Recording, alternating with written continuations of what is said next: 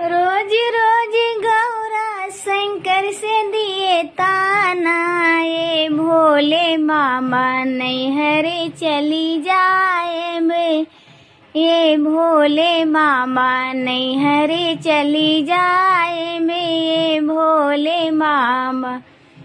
न भोले बाबा के कोठा अटारी, न भोले बाबा के कोठा अटारी, कोठा अटारी हो कोठा अटारी।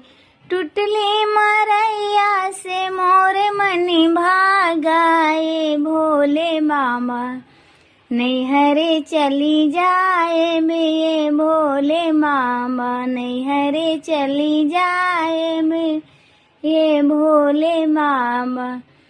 न भोले बाबा के घर परी मरे माँ, न भोले बाबा के घर परी मरे माँ, घर परी मरमा हो घर परी मरमा।